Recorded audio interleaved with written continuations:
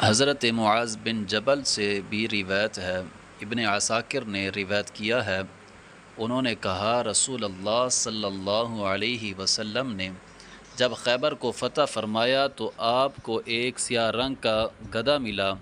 رسول اللہ صلی اللہ علیہ وسلم نے اس حمار سے کلام فرمایا اور حمار نے بھی آپ علیہ والسلام سے کلام کیا۔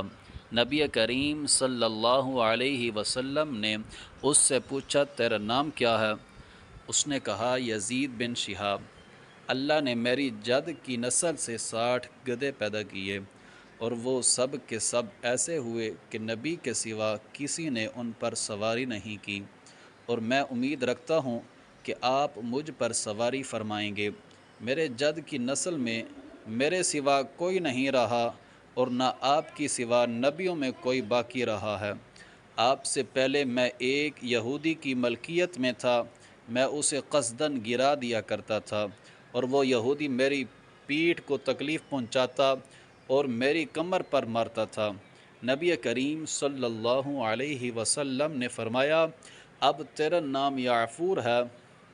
جب رسول اللہ صلی اللہ علیہ وسلم کسی کو بلانے کے لیے کسی کے دروازے کی طرف بھیجتے تو وہ اس کے دروازے پر آ کر اپنے سر کو دروازے پر مارتا، اور جب گھر والا باہر نکل کر اس کے پاس آتا تو حضور علیہ السلام کی طرف اشارہ کرتا کہ رسول اللہ صلی اللہ علیہ وسلم بلا رہے ہیں۔